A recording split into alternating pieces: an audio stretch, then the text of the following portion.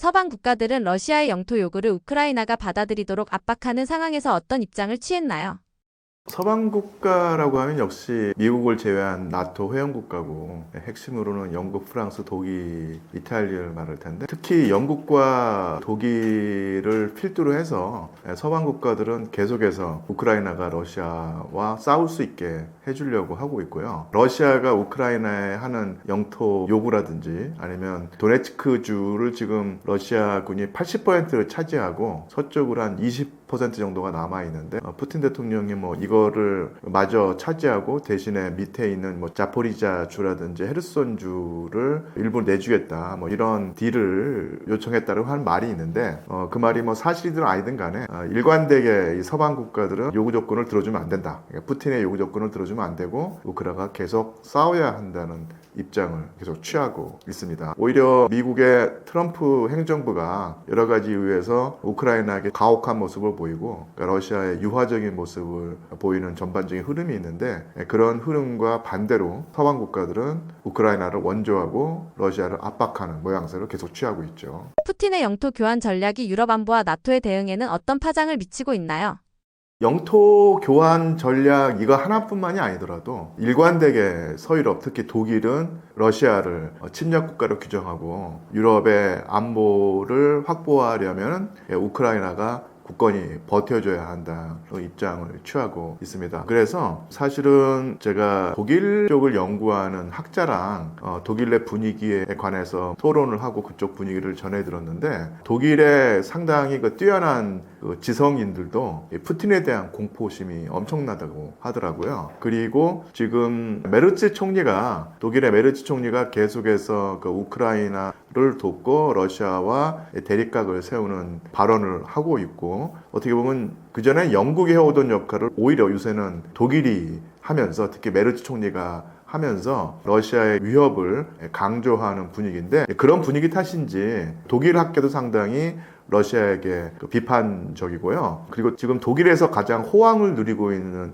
일종의 산업이 집에 가족이 공습이 있을 경우에 몸을 피할 수 있는 방공호를 만드는 그런 업종이 호황을 누리고 있다고 하더라고요. 당연히 그때 공습을 가하는 주체는 독일 사람들이 생각하기에 러시아일 것이고 그 정도로 러시아를 호전적인 국가 그리고 언제든지 서방을 위협할 수 있는 국가로 인식하고 있습니다. 예전부터 그래왔지만 그런 인식이 더 강화되는 추세고 그렇게 되면은 우크라이나가 조금 더 뿐만 아니라 굳건히 버텨줘야지 된다는 생각을 하면서 그러니까 물신양면으로 우크라이나를 돕겠다는 입장을 가지고 있죠. 독일이 최근 재무장과 발트 3국 파병을 선언했는데 이것은 러시아를 자극하고 러시아를 의식한 움직임인가요?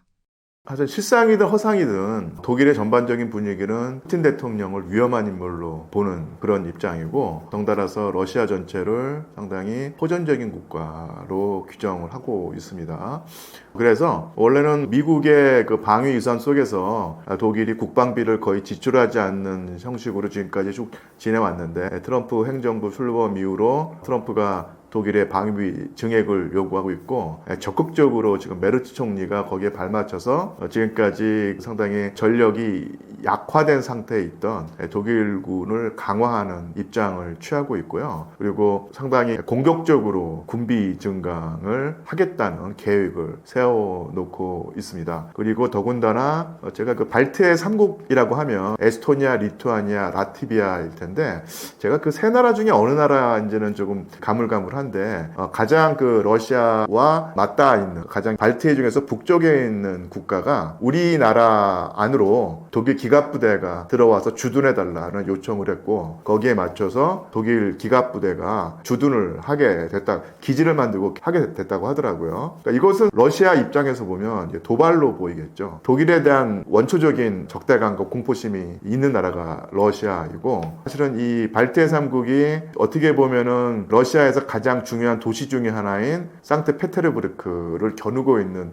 비수와 같은 형국일 텐데 그쪽에 독일 부대가 들어와 있다는 것은 상당히 신경 쓰이는 일이고요. 칼리닝그라드라고 옛날 독일 이름은 퀘니스베르크죠. 그것이 2차 세계대전 이후에 소련의 영토가 됐고 오늘날 러시아 영토로 남아 있습니다. 이게 역의 영토라고 하죠. 러시아 본토로부터 떨어져 있는 그래서 발트해 3국과 폴란드 사이에 끼어 있는 곳인데 여기를 그 여교 형태로 가지고 있기 때문에 러시아 입장에서 볼 때 서방의 위협을 견제할 수 있는 그 지역으로 전략적인 요충지로 가지고 있었는데 그 너머에 그 발트해 지역에 독일 기갑부대가 주둔하고 있으니까 이게 뭐 상쇄된다고 할까요? 이런 식의 쐐기와 같은 모양으로 러시아의 신경을 건드리고 있고 어쨌든 간에 그런 식으로 계속해서 대립 분위기가 고조가 되고 있기 때문에 예전에 비해서 민감도가 더 올라가고 이제 사실입니다. 당장 독일의 기갑부대가 발트해 지역에 주둔하고 있다고 해서 흔히 말하는 거죠. 뭐 3차 세계대전이 임박했다. 이렇게 보는 것은 너무 호들갑이겠지만 어쨌든 간에 그 민감도가 올라가는 건 사실이고 민감도가 올라간다는 것은 잘못 건드리면 거기가 이제 덧난다는 얘기니까요. 그런 경각심을 가지고 사태를 주시해야겠죠. 과거에도 그랬듯 결국 지정학적인 이유가 분쟁의 가장 큰 원인인 건가요? 그렇죠. 항상 러시아 입장에서는 이 발트해 지역의 자립권과 자율권, 독립성을 서방이 주장할 때 상당히 그 냉소적인 반응을 보입니다. 서방 국가들이 발트해 3국을 예뻐해서 그쪽을 키워주려고 하는 것이 아니라 항상 러시아를 공격하는 전초 단계로서 발트해 지역의 영향력을 키워왔고 그런 식으로 그 발트해 지역의 주도권이라든지 아니면 패권을 서방에 넘겨주는 순간 러시아를 서방이 공격하는 통로로 항상 이용돼 왔다라는 역사적 경험에 따른 공포심, 위기감, 경계의식이 항상 작용하기 마련이죠. 그래서 사실은 예전에 러시아 제국도 그렇고 소비에트 연방도 그렇고 라트비아, 에스토니아 이쪽 지역이 모스크바와는 껄끄러운 관계를 항상 유지해 왔거든요. 그러면서도 계속 그 지역을 차지하려고 했던 이유가 서방의 공격을 막아볼 수 있는 어떤 길목이라고 생각했고 그런 전략적 요충지였기 때문에 발트해 3국을 중시했던 것이죠. 사실은 뭐 발트해 3국은 국토 면적도 넓지 않고 인구도 별로 많지 않고 해서 경제적인 득실만 따지자면 러시아가 사활적인 목표를 가지고 그쪽을 반드시 차지해야 되겠다는 그런 상황 아닌데 이런 그 군사적인 전략 요충지이기 때문에 그쪽에 항상 영향력을 행사하려고 했던 것이죠. 폴란드가 젤렌스키에게 불만을 드러낸 이유가 역사적 감정 때문이라는 말이 있는데 폴란드 내부 분위기는 어떤가요? 역사를 거슬러 올라가 보면 폴란드하고 우크라이나하고 뭐 항상 모든 이웃 국가가 우리가 흔히 하는 말로 지지고 볶는 관계여서 껄끄러운 어떤 과거사가 있기 마련일 텐데 2차 세계대전이 일어나기 전까지만 하더라도 우크라이나의 서부 영토를 폴란드가 지배했었고요. 상당히 오랜 기간 동안에 폴란드는 지배 계급이었고 우크라이나인들은 폴란드인 그 지배자 내지는 지주의 밑에 종속된 농민, 소작농, 수탈당하는 입장에 있었습니다. 그런 식의 역사적 과거가 있고요. 폴란드 입장에서는 그렇다고 해서 우크라이나에게 일방적인 우월감만 가지고 있는 것이 아니라 상당히 뼈아픈 과거를 가지고 있는데 그게 뭐냐면 1941년에 나치 독일이 소비에트 연방을 기습 공격했을 때 이 우크라이나 나치 독일 군이 와서 그쪽을 점령해서 3년 동안 점령 상태에 있었거든요. 그때 독일에게 부역하는 우크라이나 강경 민족주의자들이 있었습니다. 그러니까 쉽게 말하면 그 나치 부역자 드리고 오늘날 러시아의 푸틴 대통령이 그런 세력을 일컬어서 파시스트 그리고 그 파시스트의 후예들이 오늘날 네오나치라고 부르는데 구체적인 인물은 스테판 반데라라고 하는 인물이죠. 우크라이나인으로서 우크라이나의 독립을 위해서 소련과도 싸우고 폴란드와도 싸우고 뭐 이런 식의 인물이었는데 이 스테판 반데라를 추종하는 세력이 1943년, 1944년에 우크라이나 서부에 있는 폴란드계 주민들을 학살했었어요. 그리고 그 피해 규모가 역사학자들은 10만 명 내지 15만 명으로 추산하고 있고 더 많은 사람들이 공포심을 느끼고 그때 우크라이나에서 보따리를 싸들고 폴란드로 넘어가는 그런 일이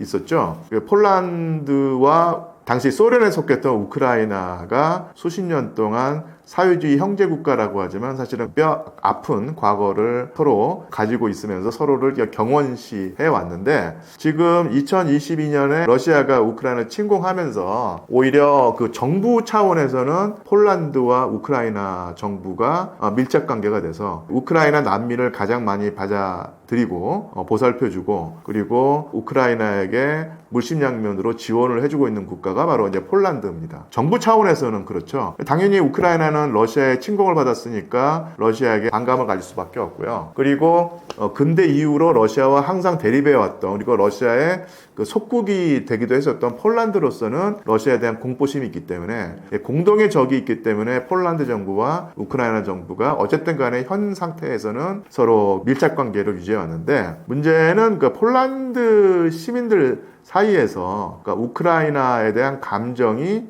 시간이 갈수록 안 좋아지는 것이 분명한 사실입니다. 2022년에야 수십만 명 단위로 우크라이나 난민이 들어와도 포용해주는 분위기였는데, 그 사이에 전쟁이 3년, 4년 지속되면서 폴란드 주민들 사이에서 항상 어느 나라든지 그 외부의 대량 난민을 반기지 않는 분위기인 것은 충분히 이해할 수 있는 일이고요. 더더군다나 어쩐 이유인지 몰라도 폴란드에서 거주하는 우크라이나인 젊은이들 가운데 일부라고 할까요? 그들이 폴란드에서 눈살 찌푸리는 행동을 많이 한 거예요. 왜냐하면 예전에 스테판 반데라로 대표되는 우크라이나인 나치 부역 세력이 폴란드인들을 대량 학살한 역사적인 비극이 있는데, 만행을 자행했던 우크라이나 조직이 구체적인 그 명칭을 말씀드리면 우크라이나 민족주의자단이거든요. 이 우크라이나 민족주의자단을 상징하는 깃발을 든다든지 아니면 그 구호를 외친다든지, 그러니까 스테판 반데라 만세, 그다음에 우크라이나 민족주의자단 만세라고 하는 그런 폴란드 사람들 입장에서 보면 눈살 찌푸려지는 그 행동을 하면서 콘서트장에 난입을 해서 큰 말썽을 저지른다든지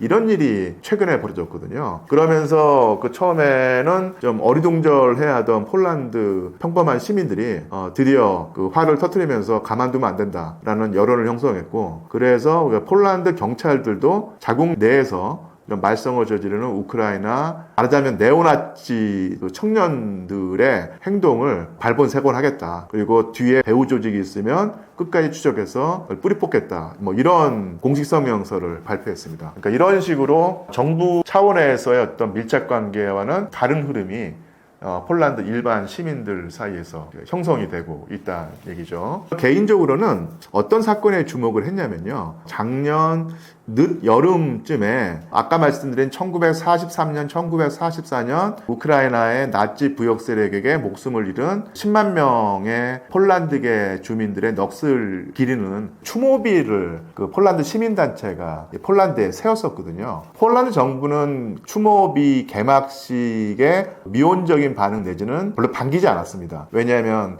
그 폴란드와 우크라이나의 해묵인 역사적인 감정이 덧날까봐 그런 입장을 취했었는데, 폴란드 시민단체가 폴란드 국내 시민단체와 미국에 있는 재미 폴란드 공동체가 서로 연합을 해서 추모비를 개막을 했는데요. 최근에 누가 사진을 올렸는데 그 추모비에 누구의 소행인지 모르겠지만 지라피티라고 하나요? 그 스프레이로 우크라이나 민족주의자단 만세라고 하는 그런 낙서를 해놨어요. 그러니까 이것을 본 폴란드 사람들이 어떻게 보면 피가 끓을 일이죠. 그건 이제 쉽게 말하면 반달리즘인데, 어떻게 보면은 이거는 폴란드와 우크라이나의 사이를 이간질하려는 러시아 측의 공작일 수도 있겠지만, 최근에 폴란드에서 우크라이나 네오나치 세력이 벌이는 행동을 보면 이것은 러시아의 이간질이라든지 공작이 아니라 어떻게 보면은 골수 네오나치 우크라이나 청년들이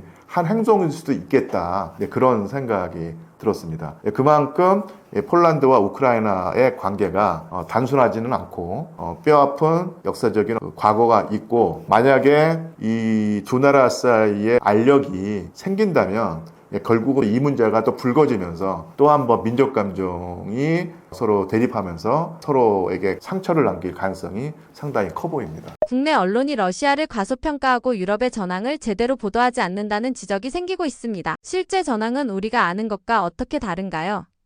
지금까지 지난 4년 동안 우리나라 언론이 러시아 군의 비효율성, 그 다음에 전력이 상당히 약하다, 종이호랑이다, 이런 식의 기조로 보도를 해왔었고, 그러니까 러시아보다는 우크라이나를 응원하는 분위기가 있었던 것이 분명한 사실인데요. 일단 객관적인 전황을 보자면, 사실은 2023년에 우크라이나가 한번 대대적인 반격을 가했었고, 그것이 실패했고요. 그 다음에 쿠르스크, 러시아 본토를 일부라도 우크라이나가 점령하고 계속 거기서 버텼는데, 그것도 북한군이 개입하면서까지 러시아군이 공세를 취해서 다 밀어낸 상태죠. 그래서 2023년 이후로 우크라이나는 전략적인 주도권을 발휘한 적이 없었고 계속해서 수세에 있었고요. 2024년 올해 들어서 가장 쟁점이 되는 전략지가, 그러니까 그 전투가 벌어지는 곳이 바로 포크로우스크라고 하는 곳이었습니다. 이 포크로우스크가 도네츠크주 맨 서쪽 부분에 있는데, 여기가 왜 중요하냐면 일단 그 우크라이나 군이 그 보급을 하는 중심지예요. 그러니까 여기에 그 우크라이나군의 보급 물자가 간 다음에 거기서 사방팔방으로 분배되는 곳이거든요. 근데 만약에 이 포크로우스크가 우크라이나 군 수중에서 떨어져 나간다면 이 돈바스 전체 전선의 보급이 어려워지면서 우크라이나군이 큰 위기에 빠질 수가 있습니다. 그리고 또 하나, 러시아군이 2023년 이후로 계속 공세 주도권을 가지고 있으면서도 전진 속도가 느렸던 까닭이 돈바스와 이제 포크로우스크 지역에 정말로 치밀한 이 방어선이 형성돼 있었던 거예요. 2014년 이후로 전쟁이 벌어지기까지 한 7, 8년 동안의 기간 동안에 우크라이나군이 집중적으로 거기에 방어 쳐놓고 있었죠. 이런 방어선이 있었기 때문에 러시아군의 전진 속도가 느릴 수밖에 없었는데, 그런 방어선의 맨 마지막이 바로 포크로우스크입니다. 달리 말하면 이 포크로우스크가 러시아군의 손에 넘어간다면 그 뒤에, 즉 우크라이나군이 러시아군을 막아 세울 수 있는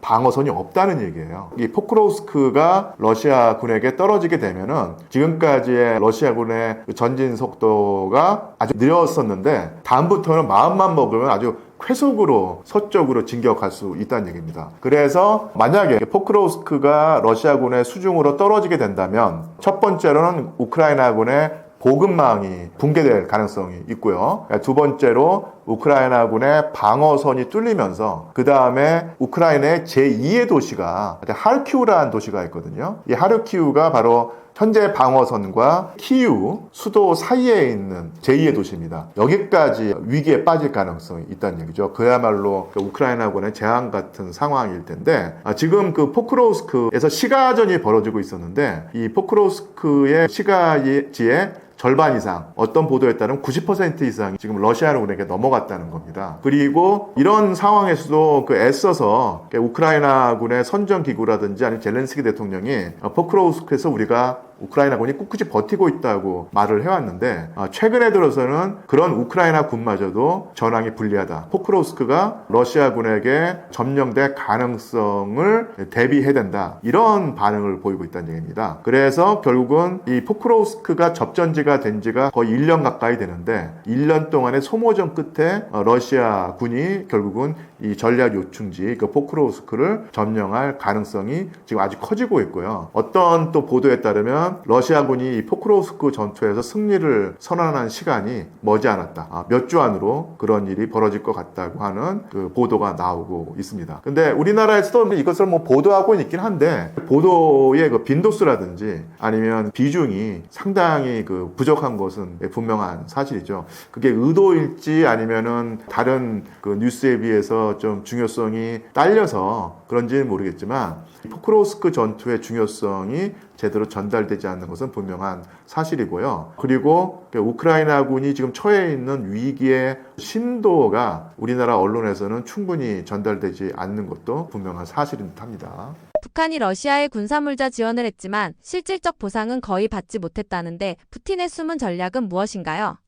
사실은 제가 뭐 북한 전문가가 아니라서 북한에 관한 어떤 속 시원한 답변을 해줄 만한 그 정보를 가지고 있지 못한 상태에서 그냥 뭐 이런 얘기도 있다 정도의 수준으로 들어주시면 될 텐데요. 저는 기본적으로 북한이 쿠르스크 전선에 자국의 그 병사들을 보내서 상당히 큰 피해를 입었지만 어쨌든 간에 전략적인 승리를 이끌어내는데 큰 원조를 했고, 이 측면을 뭐 푸틴 대통령이나 러시아 국민들이 상당히 고마워하고 높이 평가 한다고 했을 때요, 북한이 많은 것을 얻어냈다고 생각을 합니다. 제가 정확한 수치는 모르는데 북한이 필요로 하는 여러 가지 물자를 러시아에게서 많이 얻고 있다고 보이고요. 이것이 드러난 것이 뭐 그런 경제적인 것도 그렇고 이 국제정세, 동북아시아 국제정세 면에서도 대번에 드러나는 게 이번에 그 경주에서 열린 아페크에 참석한 미국의 트럼프 대통령이 어떻게 보면 좀 의아하다 싶을 정도로 북한 김정은과의 회담을 주선하려고 계속 추파를 던졌는데, 예전 같으면 북한이 얼씨구나 좋다고 하든지 아니면은 조금 뭐 냉랭한 분위기를 만들면서도 결국 못 이기는 채 하고 그 자리에 임했을 텐데 단호하게 반응을 보이지 않고 결국은 이 속에는 손길을 뿌리쳤다는 얘기입니다.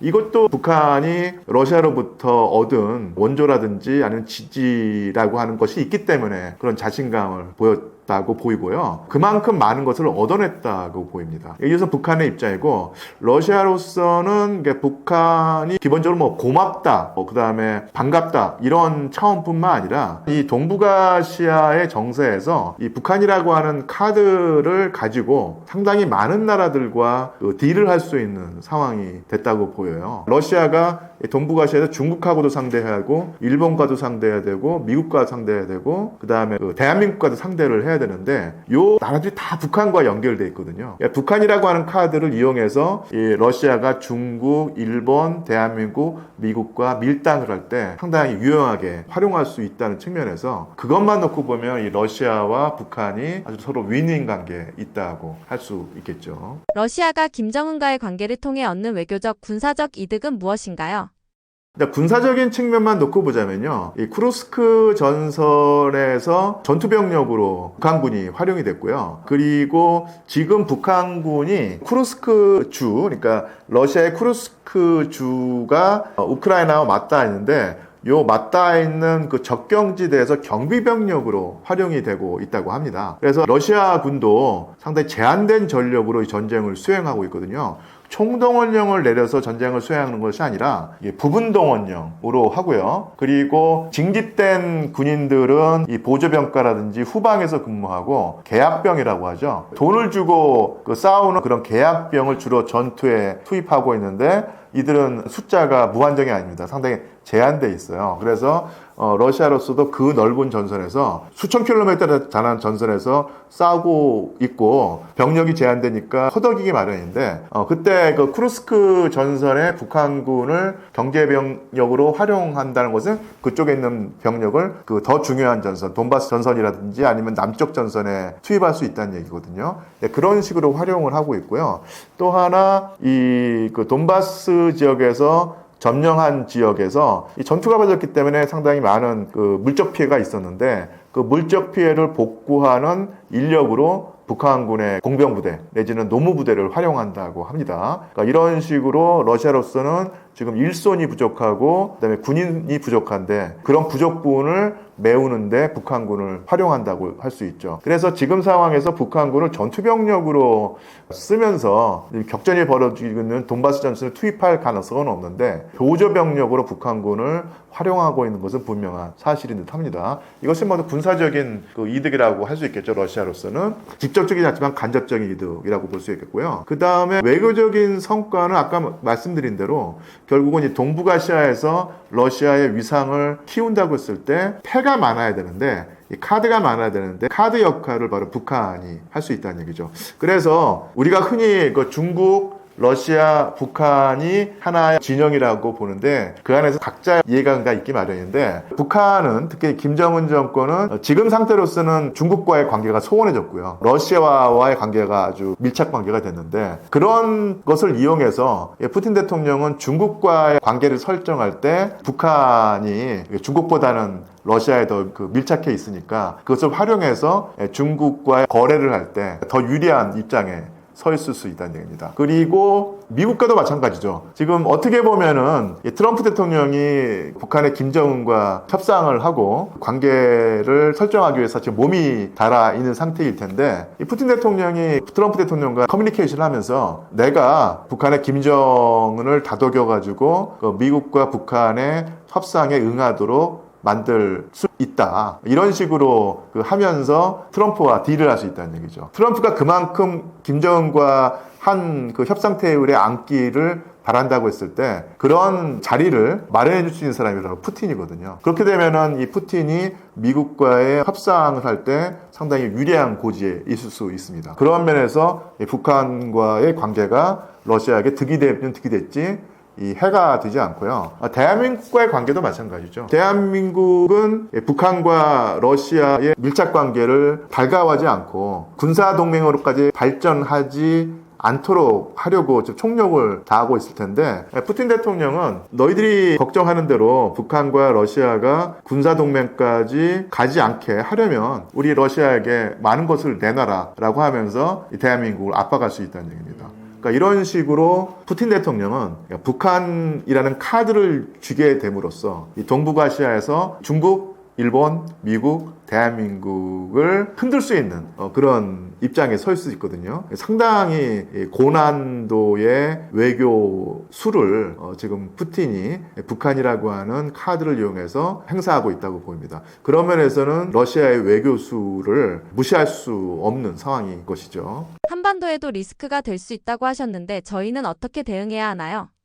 제가 북한 전문가가 아니라서 러시아, 북한, 대한민국 요 그 세 나라의 관계 그리고 더 크게는 동북아시아에서 러시아가 어떤 식으로 움직일 것인가를 똑부러지게 말씀드릴 수는 없는데 한 가지만 제가 그냥 보충 설명을 드리고 마무리를 할까 합니다. 왜냐하면은 제가 최근에 들었던 얘기인데 이게 전체 어떤 그림과 연관이 된다고 하는 건데요. 이 대한민국이 지금 이재명 대통령이 그러니까 정부가 들어서면서 적극적으로 추진하고 있는 것이 바로 북극 항로거든요. 북극 항로를 개발하는데 반드시 대한민국도 참여해서 일정한 지분을 차지하고 이것을 또 한번 도약의 계기로 삼으려고 합니다. 아시겠지만은 가장 전통적인 그 물류의 유라시아 대륙의 그 물류 경로가 유럽에서 지중해 스웨즈우나 페르시아만, 인도양 그리고 동남아시아를 거쳐서 요 극동으로 오는 요 루트인데 기후 온난화로 북극의 기후가 바뀌면서 북극 항로를 이용하면은 시간도 30% 아낄 수 있고요. 물류 비용도 30%를 아낄 수 있다고 하더라고요. 그래서 20세기 중후엽의 전 세계 경제의 가장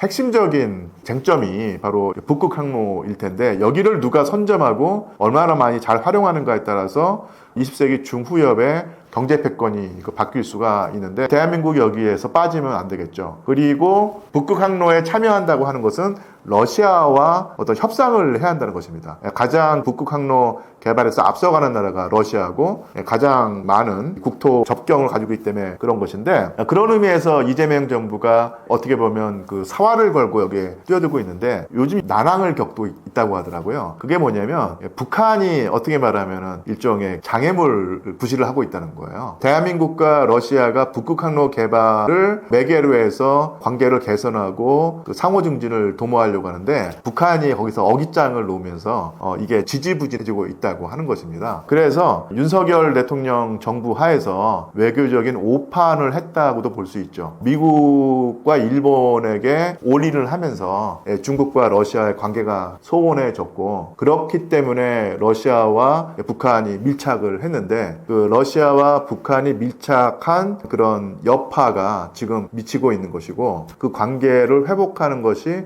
쉽지가 않죠. 그래서 북한과 러시아가 밀착하고 있다고 해서 지금 푸틴 대통령의 머릿속에서 대한민국이 완전히 버린 카드는 아닙니다. 그래서 이 푸틴 대통령의 입장은 뭐냐면 우리 그 러시아는 대한민국과 다시 한번 우호 관계를 도모할 어떤 그런 마음이 있다. 하지만 이런 러시아와 대한민국의 우호 관계를 먼저 깨트린 것은 대한민국 너희들이니까 정확히 말하면은 그러니까 윤석열 행정부이기 때문에 그것을 복원하려고 하면 너희들이 먼저 성의를 보여야 된다. 그래서 가시적인 움직임을 먼저 보여달라고 요구를 하고 있거든요. 근데 대한민국도 입장에서 보면은 이재명 대통령의 입장에서 보면은 그런 마음이 뭐 없진 않다고 하더라도 미국과의 또 관계가 있기 때문에 러시아가 바라는 만큼 적극적으로 그런 광폭 행보를 하기가 쉽지가 않습니다. 여기에 또 푸틴 대통령과 그 외교 측근들이 불만을 가지고 있는 것이죠. 그러니까 이런 구도 속에서 거기다가 또 북한이라고 하는 어깃장이 작용하면서 더더욱 러시아와 대한민국 사이의 관계가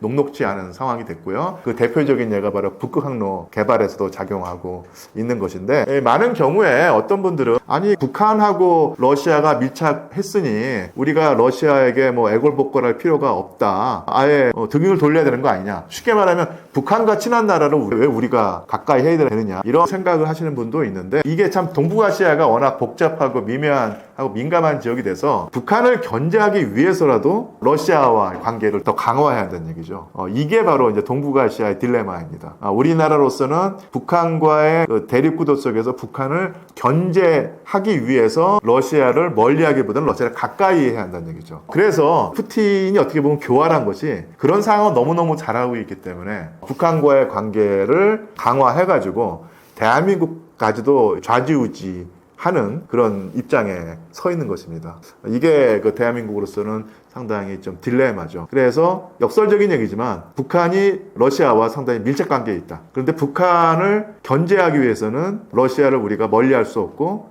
러시아와 더 가깝게 지내야 한다. 러시아와 더 가깝게 지낼수록 북한을 견제할 수 있는 공간이 생긴다. 이렇게 보았을 때 북한과 러시아가 친하다고 해서 러시아에게 우리가 냉랭한 모습을 보이는 것은 중장기적으로 우리에게 도움이 되지 않는다. 이런 그 점을 인식하고 요 동북아시아에서 벌어지는 팽팽한 외교전을 우리가 추적해야 될까, 계속 쫓아가야 되지 않을까 싶습니다. 러시아가 막대한 인명피해와 경제난에도 전쟁을 계속 이어가는 이유는 무엇인가요?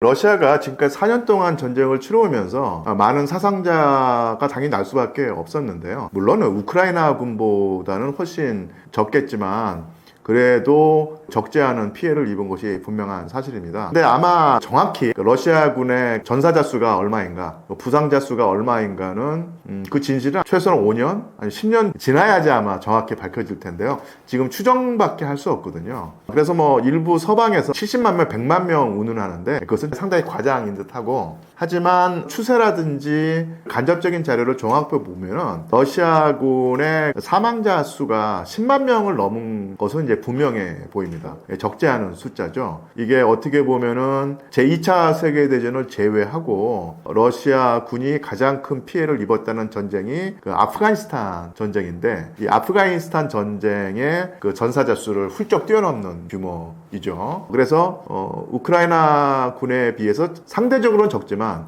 절대적으로는 러시아도 상당히 많은 인명피해를 겪었다. 그리고 경제만 놓고 보자면 지난 4년 동안의 경제 전문가들의 예상을 뒤엎고 오히려 러시아 경제는 일종의 호황을 구가해 왔습니다. 그래서 오히려 유럽의 서방 국가들이 경제 성장률이 거의 바닥을 헤매는 그런 상황에서도 러시아는 1년에 GDP 성장률이 4% 남짓 했었는데, 드디어 러시아도 이 전시 호황의 거품이 일정 정도 꺼지면서 2026년 러시아 GDP 성장률을 1% 내지 1.5%로 예상을 하더라고요. 그리고 지금까지 적어도 러시아의 중심지라고 할까, 모스크바라든지 상트페테르부르크에 있는 대도시에 있는 중산층들이 상당히 소비 욕구를 발산하면서 경기가 상당히 좋았거든요. 그런데 그 러시아 사람들도 당연히 여러 가지 그 경험을 하고 예측을 하면서 지금 대도시에 있는 중산층 시민들이 허리띠를 졸라매고 이 지갑을 닫는다고 하더라고요. 소비 경제가 침체 쪽으로 간다는 것은 분명해 보입니다. 그래서 러시아가 뭐 아주 춥고 배고픈 상황에 돌입할까는 또 따져봐야 될 문제겠지만, 지금까지 누려왔던 전시 호황은 이제는 사라진다. 그래서 분명한 사실 같아요. 그렇게 봤을 때 사실은 러시아 정부, 특히 이제 푸틴 대통령이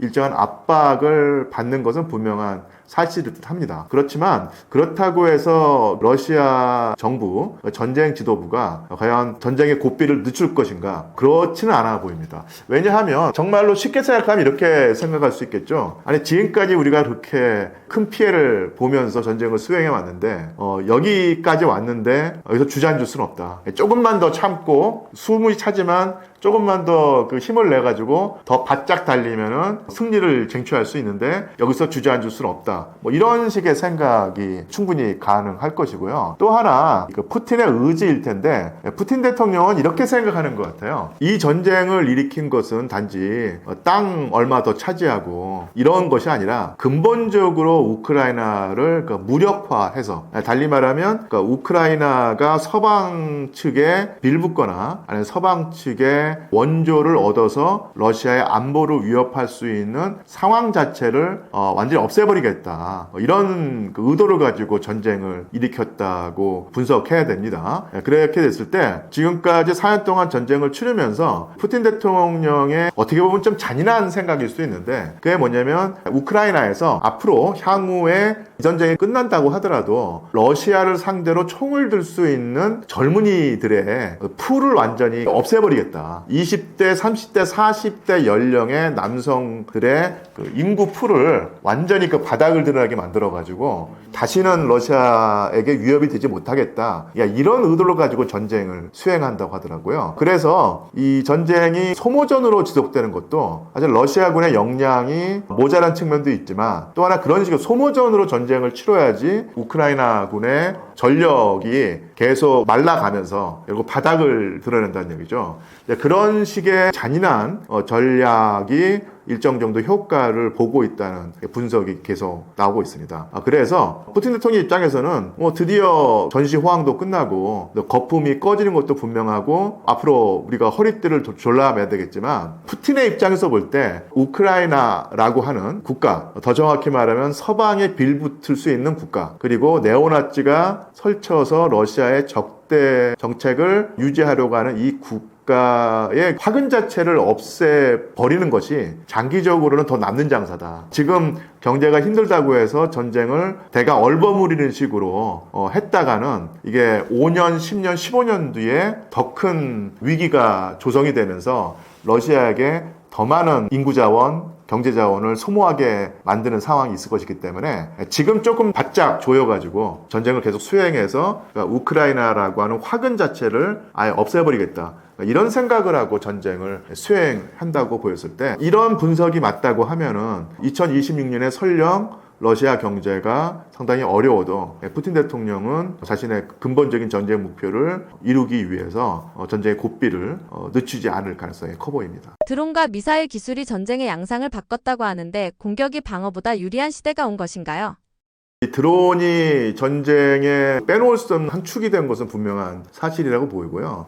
2022년부터 지금까지 벌어지는 러시아 우크라이나 전쟁을 나중에 역사가들이라든지 아니면 군사 전문가들이 결산을 할 때 드디어 그전까지 드론이 쓰이게 했었는데 상당히 보조적인 수단으로 쓰이다가 이젠 보조적인 수단이 아니라 어떻게 말하면은 항공전력이라든지 아니면 포병전력과 비슷한 비중을 차지하는 무기로 자리매김됐다고 보이거든요. 근데 이것이 공격에 더 유리하냐 방어에 더 유리하냐는 제 지식으로는 판단할 수 없을 것이고, 훨씬 더 군사 전문가들이 나중에 전원 분석을 하면서 결론을 내겠지만 이런 측면은 있는 것 같습니다. 제가 얼마 전에 포크로스크 전투 시가전을 말씀드렸는데 2022년, 2023년에 지금 포크로스크 전투 못지않게 격렬한 시가전, 소모전이 벌어졌던 곳이 바흐무트라는 곳이 있어요. 이 바흐무트에서 정말로 우크라이나군과 러시아군이 서로 인력을 갈아 넣으면서 정말로 격렬한 시가전, 소모전을 벌였는데, 그때의 바흐무트 공방전하고요, 지금 포크로스크 공방전하고 차이점이 있다고 합니다. 그게 뭐냐면, 지금 포크로스크 전투에서는 시가전이 벌어지고 있는데, 오히려 이런 시가전에서도 보병 전력보다는 드론이 더 많이 사용된다는 거예요. 그래서 분명히 시가전을 벌이고 있는데, 이 시가전조차도 이제는 알보병이 투입돼서 치고받고 하는 것이 아니라 서로 드론으로 공격하고 드론으로 방어하는 이런 식으로 진행이 된다고 하더라고요. 그래서 결국은 같은 전쟁에서도 2년 전에 벌어졌던 바흐무트 시가전하고 지금 현재 벌어지고 있는 포크로스크 시가전하고 비교해봐서도 이 드론의 비중이 같은 전쟁에서도 어마어마하게 달라졌다. 이렇게 본다면 드론 전력이 아까도 말씀드린 것처럼 항공 전력이라든지 포병 전력 못지않게 중요한 전력이 되는 것이고, 이런 드론 전력을 어떻게 개발하고 어떤 비중으로 설정한 것인가를 아마 군사 전문가들이 아주 주도면밀하게 주시하면서 전원 분석을 하지 않을까 싶습니다. 플라밍고 미사일 같은 장거리 무기가 등장하면 전쟁이 더 격화될 가능성이 높지 않나요?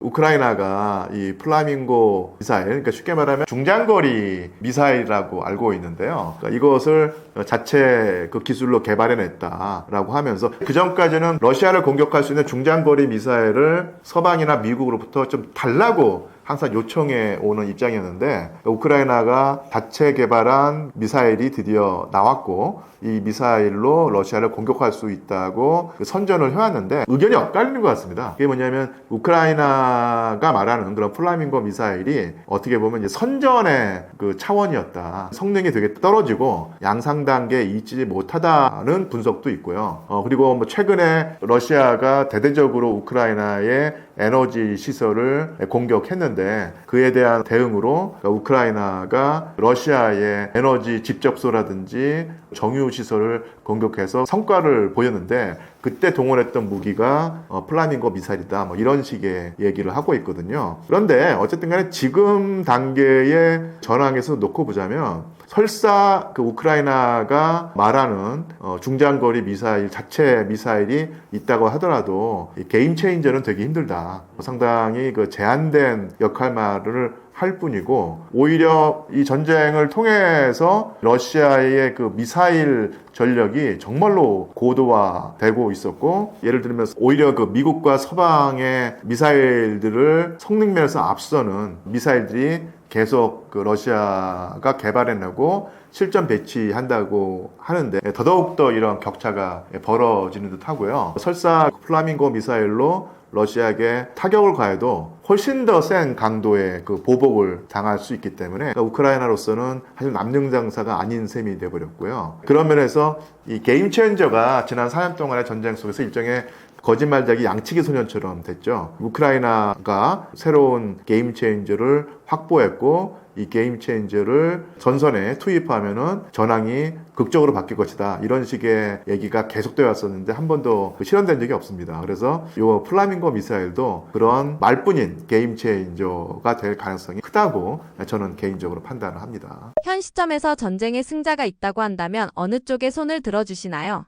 이 전황만 놓고 보면은 결국은 러시아가 승자가 될 확률이 높죠. 우크라이나가 가지고 있는 기본적인 체급의 격차 그리고 러시아군에 비해서 지금 단계에서는 상당히 고전하고 그러니까 인력이 축소가 되고 바닥을 드러내고 있는 상황에서 지금까지 근근히 버텨오면서 사실 잘 버텼다고 할 수 있는데요. 이 잘 버티는 것도 한계가 있겠죠. 건투로 치자면 상대방의 펀치에 계속 잔펀치에 맞으면서 피로가 누적돼서 결국 이제 그로기 상태가 되고 다리가 풀려서 휘청이는 상태가 지금이 아니겠느냐. 그래서 지금까지는 여러 가지 위해서 근근히 잘 버텨왔고 체급이 밀리면서도 투지 있게 맞서 싸워왔는데 결국은 당한다고 할까요? 지금 게임이 현저하게 불리하게 타워를 던져야 되는 그 순간이 머지않았다는 식의 그 암울한 분위기가 우크라이나에 조성되는 것이 분명한 사실입니다. 그래서 중기적으로는 러시아의 승리라고 할 수 있는데 또 한번 전 세계의 어떤 역학구도라든지 아니면 그 정말로 장기적인 관점에서 보면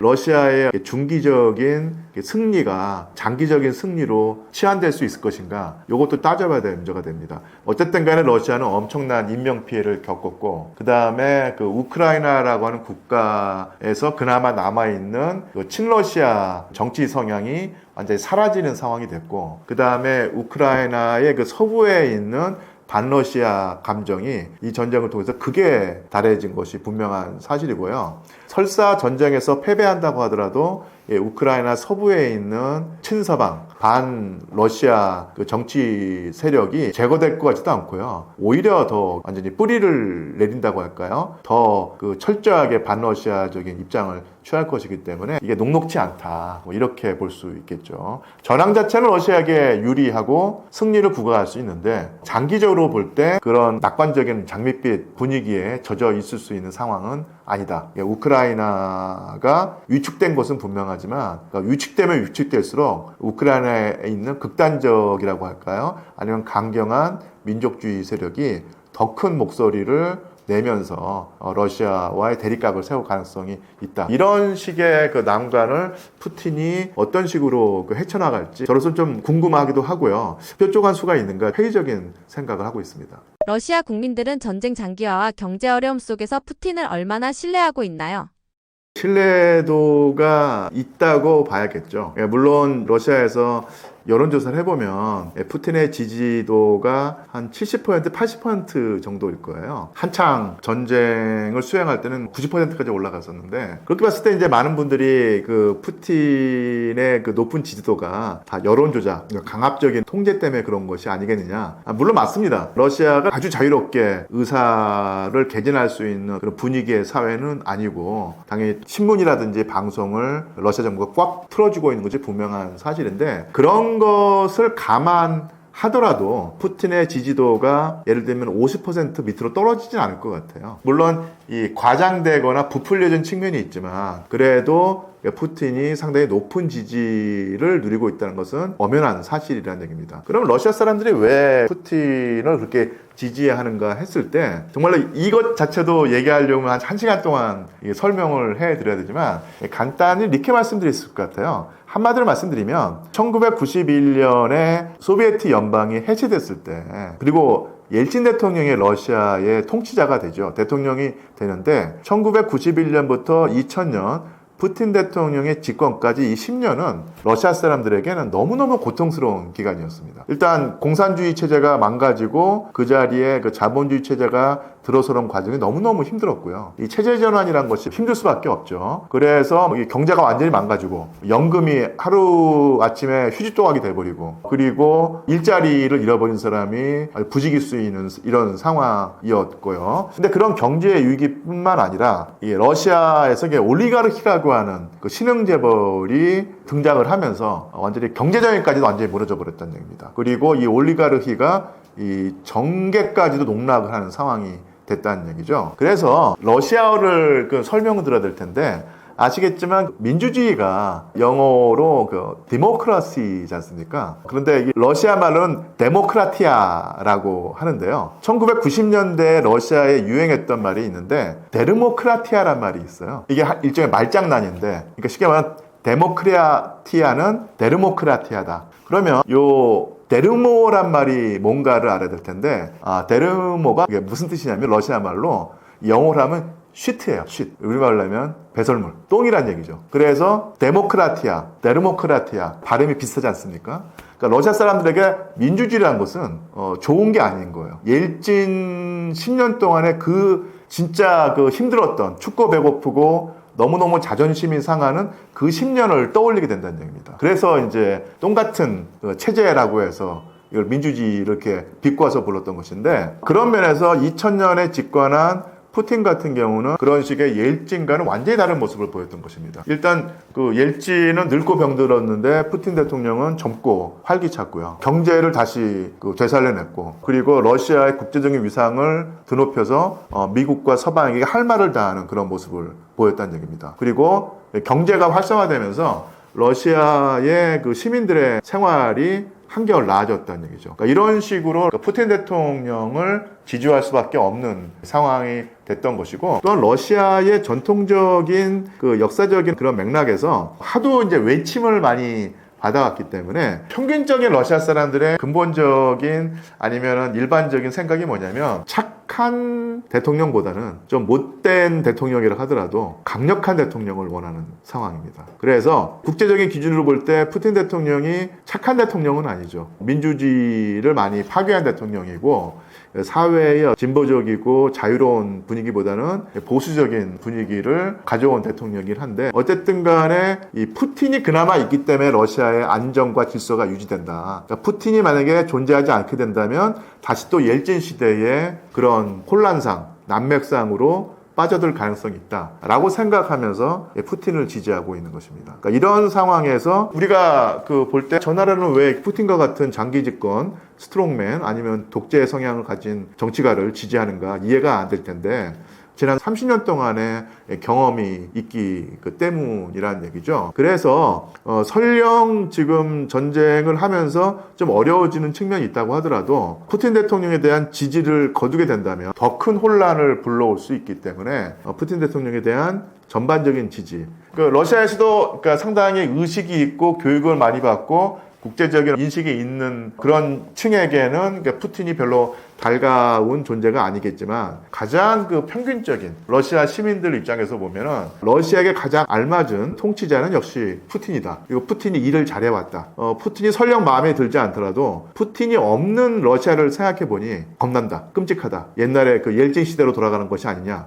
이런 생각을 하면서 푸틴에 대한 지지를 거두지 않고 있는 입장이고요. 더더군다나 가장 단기적으로 중요한 것이 어쨌든 간에 푸틴이 전쟁에 이기고 있기 때문에요. 전쟁에 이기고 있는 대통령을 내칠 필요가 없는 것이죠. 전쟁에 지고 있거나 아주 전황이 불리하다고 하면은 말을 갈아탈 가능성이 없진 않겠지만 어쨌든 간에 전쟁에 이기고 있고 전쟁의 목표를 달성해 가고 있다고 보이는 상황에서 푸틴 대통령에 대한 지지를 거둘 필요는 없다고 보입니다. 훗날 러시아는 푸틴을 어떻게 평가하게 될까요?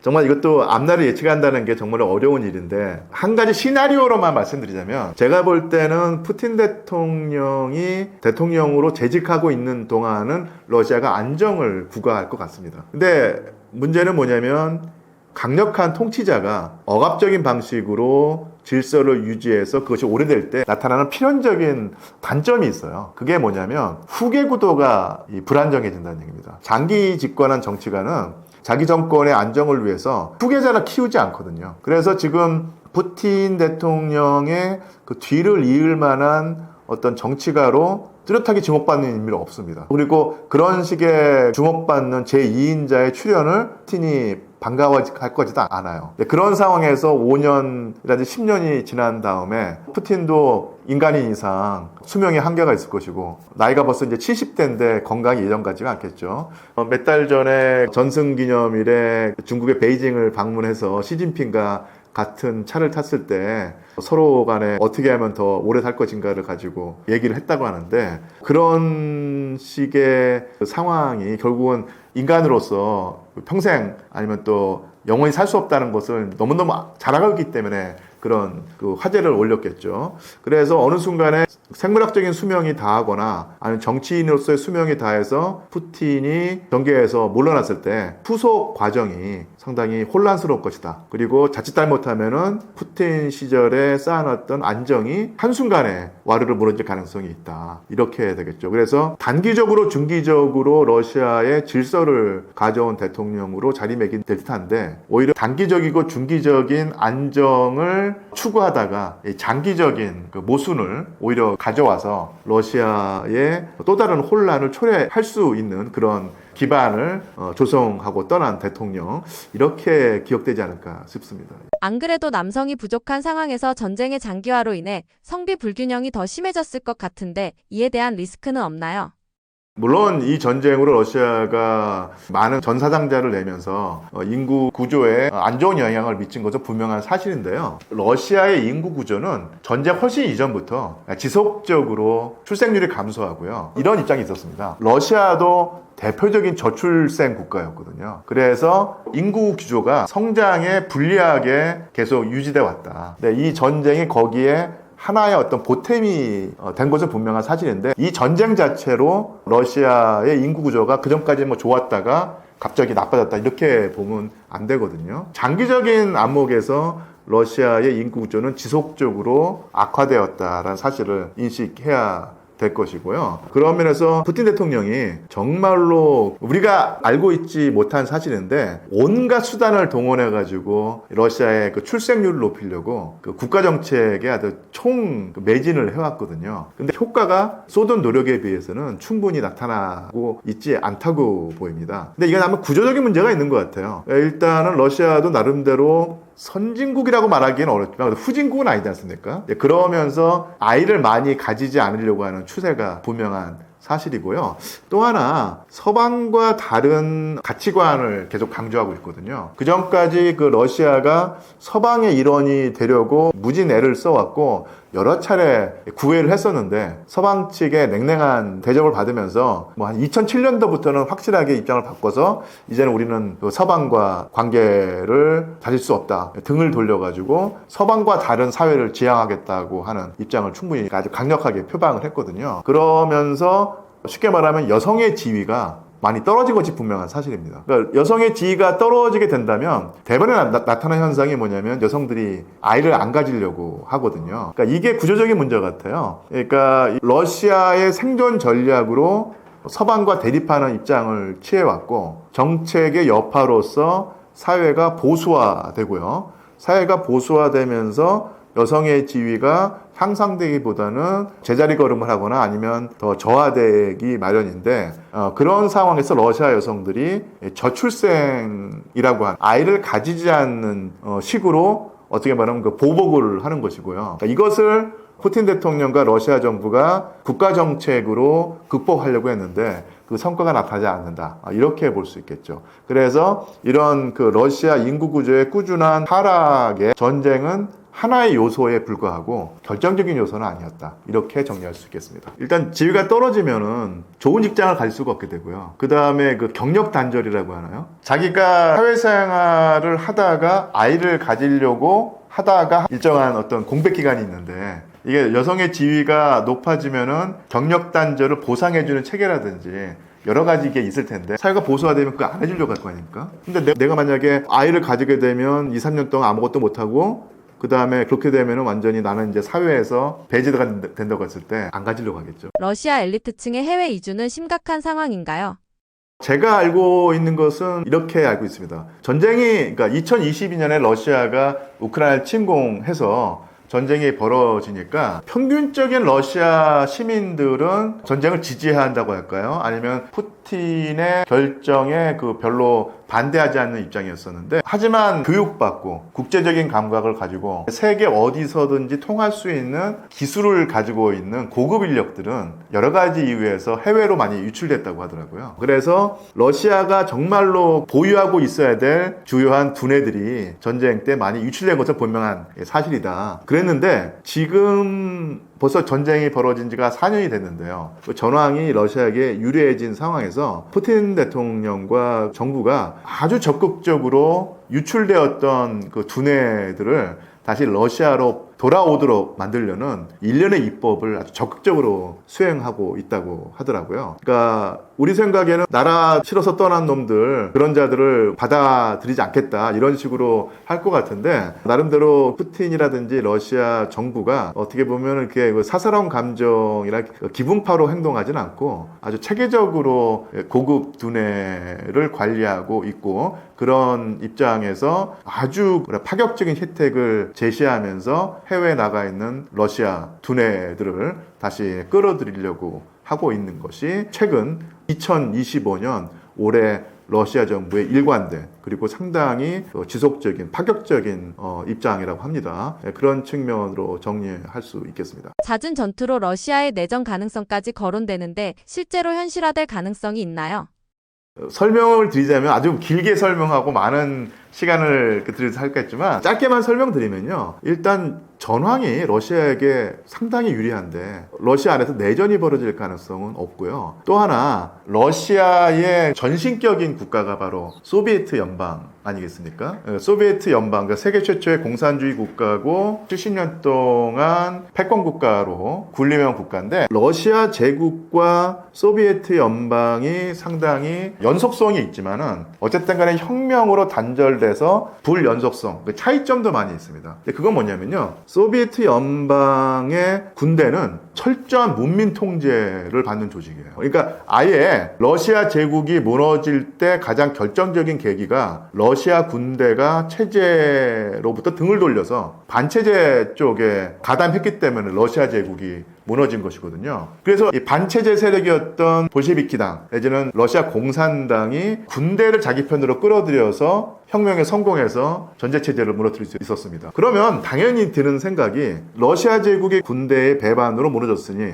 우리도 그런 꼴을 당하지 않으려면 철저하게 군대를 통제해야 한다는 생각을 할 수밖에 없겠죠. 그래서 소련의 붉은 군대 아니겠습니까? 붉은 군대의 설계 단계부터 철저하게 그런 가능성을 없애버린 거예요. 그래서 어떤 경우에는 전투력에 손상이 있다고 하더라도 당해 통제를 강화하겠다. 이렇게 세팅을 하는 겁니다. 그래서 아시겠지만 소비에트 연방, 그리고 소비에트 연방을 또 모방한 나라가 베트남, 그리고 또 중국, 북한이죠. 이런 나라의 공통점이 뭔지 아실까 모르겠는데요. 한 번도 군부 쿠데타가 안 일어난 나라입니다. 그래서 원래부터 러시아 혁명 때부터 소비에트 연방 국가는 이 군대를 만들 때 절대로 쿠데타를 못 일으키게 세팅을 해놓은 거예요. 근데 그런 그 붉은 군대를 그대로 물려받은 나라와 국가가 바로 러시아이고 오늘날 러시아군입니다. 그래서 러시아군은 기본적으로 군부 쿠데타가 불가능한 그런 구조를 가지고 있어요. 그리고 더군다나 푸틴은 어쨌든 간에 유능한 스트롱맨이고 전쟁에 지금 이기고 있는 상황에서 일부 군대의 세력이 모반을 해서 쿠데타를 일으킨다? 이것은 제가 볼 때는 아주 가능성이 현저히 떨어지는 그런 시나리오로 할 수 있겠죠. 그러니까 러시아의 소련이라고 하는 국가의 역사라든지 이 기본 구조를 모르기 때문에 그런 말을 한다고 할 수 있겠습니다. 제가 역사가기 때문에 들은 하나의 에피소드지만 소련에서 가장 위대한 장군, 2차 세계대전을 승리로 이끈 장군, 그리고 20세기에 가장 뛰어난 장군이라고 하는 평가를 듣는 장군이 소련의 그 게오르기 주코프 장군이거든요. 그러니까 주코프 장군 정도가 아니고 가장 뛰어난 장군이고 가장 최고의 군인이라고 하는 사람들조차도 그 계속 도청을 당했고요. 뭐 일거수일투족이 다 파악당하고 그런 그 전쟁 영웅이 하는 통화가 항상 정보기관에게 노출되어 있습니다. 이런 식으로 엄청나게 꼼꼼하게 군부를 통제하는 그런 전통이 있었고 지금도 아마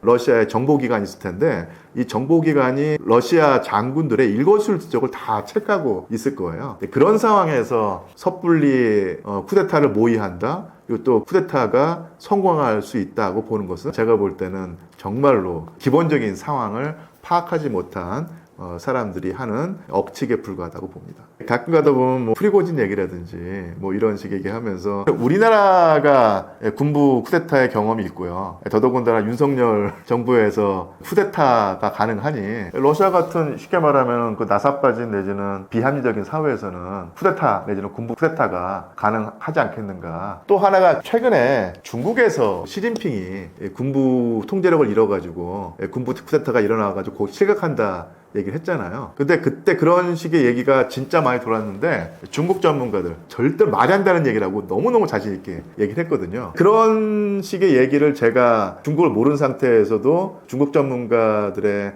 판단에 동조하는 이유가 소련군의 구조하고 중국군의 구조하고 거의 일치하거든요. 소련군이 그렇게 이 군부를 통제하는데 이 시진핑이 그 중국군을 통제하지 못해가지고 쿠데타 위험성이 있다는 것은 중국 구조를 전혀 모르는 상태에서 하는 말일 수밖에 없다고 보죠. 물론 그 인간사를 우리가 예측할 수 없고 특히 그 러시아라는 나라는 예측을 불허한다 내지는 도저히 그 생각할 수 없었던 일이 일어나는 그런 역사가 있긴 하지만 어쨌든 간에 우리가 알 수 있는 것은 러시아에서 현재 군부 쿠데타가 일어난다고 하는 그 가능성은 너무너무 미약하기 때문에 우리가 거기에 큰 의미를 부여한다고 하는 것은 사리에 맞지 않는다는 얘기죠. 우리가 분명히 운석이 떨어져가지고 내가 그 운석에 맞아 크게 다치거나 죽을 확률이 없는 것은 아니죠. 하지만 그런 가능성에 대비해서 내 삶의 패턴을 바꾸거나 아니면 공포에 질린다는 것도 이상한 일인데 그런 거에 비할 수 있겠죠. 제가 상명대학교 역사 콘텐츠학과 교수입니다. 그리고 제 전공은 역사이고요. 역사학자인데 유럽 현대사 특히 러시아 현대사를 전공하고 있습니다. 그리고 벌써 제가 그 임기가 다해가고 있긴 한데 우리나라에서 예전에 러시아 제국과 소비에트 연방의 영역에 속했던 지역을 연구하는 학술단체가 있거든요. 한국 슬라브 유라시아 학회인데 여기에 학회장을 1년 동안 맡았고요. 지금 임기가 끝나고 있습니다. 그렇게 말씀드리겠고요. 글쎄요, 어떻게 상당히 흥미로운 인터뷰를 했다고 판단해 주시면 저로서도 신나는 일일 텐데 끝맺음의 말을 한다면 러시아라는 나라가 우리에게 그렇게 살가운 존재는 분명히 아닌데 그렇다고 해서 러시아라는 나라에 대한 편견과 오해, 선입견을 계속 유지하게 된다면 러시아를 제대로 이해할 수 없을 것이고요. 또 러시아가 현대 세계에 차지하고 있는 지분이라는 게 있습니다. 어쨌든 간에 20세기를 형성하는 가장 중요한 하나의 그 핵심 국가였고요. 더더군다나 미국의 일극 체제가 끝나고 다극 체제로 바뀌는 것이 바로 우리가 살아가고 있는 2020년대에 거부할 수 없는 주된 흐름일 텐데, 다극 체제가 된다고 했을 때 그 다극 중에 하나가 또 이제 러시아일 것입니다. 그리고 그 러시아가 동북아시아에서 미국, 일본, 중국, 대한민국, 그리고 북한과 맺는 관계가 우리의 삶에 아주 중요한 역할을 미칠 것인데, 러시아를 있는 그대로 봐야지 우리의 생존 전략이 더 확연하게 우리에게 보인다는 얘기죠. 여러 가지 이유에서 아니면 과거의 관성에 이끌려서 러시아는 저런 나라다, 뭐 이상한 나라다, 아니면 웃기는 나라다, 이런 식으로 생각하게 된다면은 지금까지 우리가 가지고 있는 고정관념을 깨지지 않기 때문에 당장은 편할지 몰라도 우리의 세계인식에 크나큰 일종의 버그라고 할까요? 교란 요소로 다가와서 우리가 이 험난한 21세기 중후엽의 그 동북아시아의 높은 파고를 헤쳐나가는데 하등의 도움이 안 됩니다. 그래서 있는 그대로 러시아를 우리가 파악하자. 그래야지 우리의 그 앞날이 보일 것이다. 이렇게 말씀을 드리고 싶습니다.